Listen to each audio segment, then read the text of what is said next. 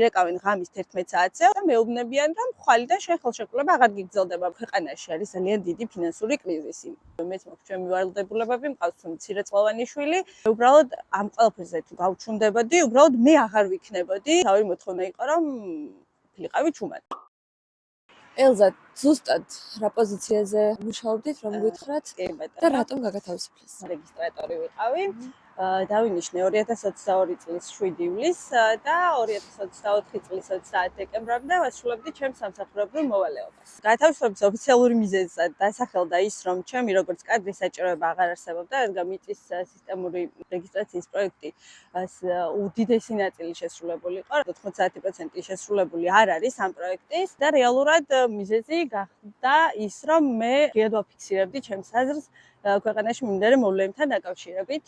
როდის დაიწყო ეს პროტესტი? ამაზეც რო ვისაუბროთ, იმიტომ რომ ეს მოვლენები დიდი ხანია მიმდინარეობს და ალბათ თქვენც გქონდათ გარკვეული პრეტენზიები და პროტესტი მანამდეც. მანამდე რატო არ მოაყოლია დაუშვათ რეაგირება და ახლა რა მოხდა განსხვავებული? მე შემიძლია თავად უთქვა ის, რომ მე არასოდეს ამდენი წლის განმავლობაში საჯარისის ეროვნულ აგენტოსგან არც ერთი ჩემი ზემდგომი პირისგან არ მიგრძნია რაიმე სახის ზეწოლა. ყველაფერი შეიცვალა მას შემდეგ, რაც შეიცვალა ჩვენი მინისტრი და მას შემდეგ რაც დაჩქარებული წესით ეგრეთ წოდებულმა პრეზიდენტმა მიიღო კანონი საჯარო მოხელებთან დაკავშირებით. რითიც მათ მიეცათ ძალიან დიდი შესაძლებლობები ემართათ საჯარო მოხელეები, გაითავისუფლებინათ ნებისმიერი თანამშრომელი, რომელიც არ დააკმაყოფილებდა მათ მოთხოვნებს, სადაც ალბათ ამ შემთხვევაში აღმოჩნდა დუმილი. თავი მოთხოვნა იყო, რომ ვიყავი ჩუმად. როდესაც 20 ნოემბერს პრემიერ-მინისტრმა გააკეთა განცხადება, რომ ევროინტეგრაციისკენ პროცესი ჩერდება 2028 წლამდე.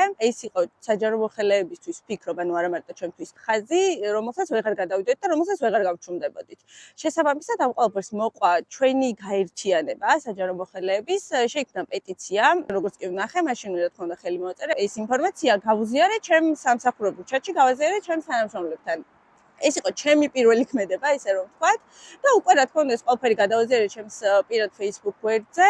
ამასთან დაკავშირებით კონკრეტულად ვინმეს რომ რამე ეთქვა, ან რაღაც გავეფრთხე, ანუ არაფერ მსგავს არ ქონია ადგილი. ყველაზე მეტად გასაბრაზებელიც ალბათ ეს იყო, მოულოდნელობა იყო ძალიან დიდი, როცა ისე წინა საახალწლო სამზადისის პროცესში მირეკავენ ღამის 11 საათზე 30 დეკემბერს და მეუბნებიან, რომ ხვალიდან ხელშეკრულება აღარ გიგრძელდება. პეტიციას ვინც მოაწერეთ ხელი ყველა გაგათავისუფლეს თუ განსაკუთრებით აქტიურები ვინც იყავით ხობის ჩართვას, ვინც ცდილობდით? მე პირადად ვფიქრობ, რომ მოვყევი ამ წმენდაში, რადგან გარდა იმისა, რომ პეტიციას მოაწერე ხელი, ვიყავი აქტიურიც Facebook გვერდებზე და ზოგადად ღიად საუბრობდი ყოველთვის იმასთან დაკავშირებით, რაც არ მიმაჩნდა სწორად. საჯარისის ეროვნულ აგენტთან დაახლოებით 170 ადამიანია ჯამში გათავისუფლებული რეგისტრატორების და ამზაველების ჩათვლით.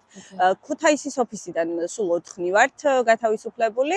ჩვენ შუალდურად ვფასდებოდით ხოლმე და ერთი კვირით ადრე ბოლო 6 თვის შეფასებით მქონდა უმაღლესი შეფასება. სრულიად არალოგიკურია გათავისუფლო სამსახურიდან თანამშრომელი, რომელსაც აქვს უმაღლესი შეფასება და დატოვა სამსახურში ის თანამშრომელი, რომელსაც უფრო დაბალი შეფასება აქვს. ანუ თუნდაც გამომივიდეს მესთან ძალიან მიყვარს ჩემი კოლეგები და თუ რამეს ვაკეთებ ახლა, ვაკეთებ იმის, რომ ისინიც დავიცვა ზემდგომმა პირებმა, ვინც მიიღო ეს გადაწყვეტილება, უნდა გაიაზრონ, რომ მათ არ შეუძლიათ ესე უბრალოდ ერთხელის მოსმით ადამიანებს დაურეკონ და უთხრან, რომ ხვალიდან ისინი აღარ მუშაობენ. ყველას ვერ მოუთხოვთ იმას, რომ რაღაც საკუთარი ოჯახის ხარჯზე გადააბიჯონ ყველაფერს. ქვეყანაში არის ძალიან დიდი ფინანსური კრიზისი. რეალურად ადამიანებს სჭირდებათ ეს შემოსავალი და მათ უკან არიან ოჯახები. მე უბრალოდ სხვაგვარად არ შემეძლო.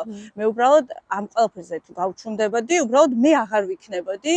ვიცი რომ ის ადამიანები, ვინც იქ დავტოვი, არიან ადამიანები, რომელსაც ძალიან უყვართ თავიანთი ქვეყანა, საჯარო სამსახური, იმიტომ რომ სწორად იყოს აღქმული ყველას მეურნეობის არის რაღაც სამთავრობო დაწესებულება. ეს არის პირველ რიგში საკუთარი ქვეყნის მსახურება, საკუთარი სახელმწიფოს მსახურება და ძალიან სამწუხაროა, რომ ცდილობენ ეს ყველაფერი პირიქით შემოატრიალონ და რაღაც სახელისუფლებო დაწესებულებად გადააქციონ. ელზა, თქვენ ალბათ სამსახურის ზედმეტ დაიწყეთ, სამკვირვაზე მეტია გასული ხო თქვენი გათავისუფლების შემდეგ? ქუთაისში ფაქტობრივად სამსახურები არ არის. ვცდილობ მაქსიმალურად რომ რაც შეიძლება სწრაფად მოვიძიო სამსახური, რადგან მეც მაქვს ჩემი ვალდებულებები, მყავს მცირეწლოვანი შვილი. ამ ეტაპზე რაიმე სახის წარმატებას არ მიმიღწევია, თუმცა ველოდები ზარს. რას ეტყოდით ერთის მხრივ იმ ადამიანებს, ვინც თქვენსავითაა განწყობილი საპროტესტოდ, მაგრამ ვერ ბედავს ხმის ამოღებას.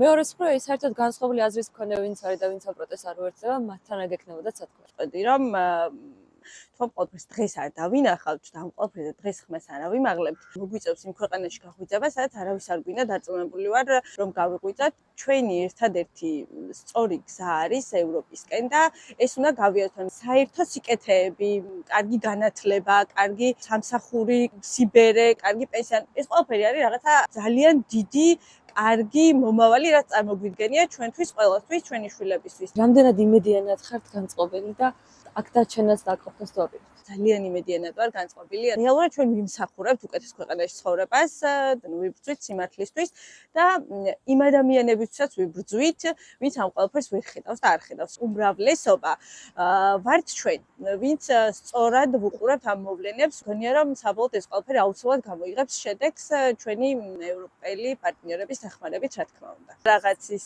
დამატებად შეიძლება აუცილებლად მინდა ვთქვა მზია ამაღლობელზე, უკანონო პატიმარზე და სხვა ყველა უკანონო პატიმარს მინდა მალე ვუსურვო საკუთარ ოჯახებში დაბრუნება. ჩვენ აუცილებლად მივაღწევთ იმ შედეგებს, რაც გვინდა. დიდი მადლობა. მადლობა თქვენ.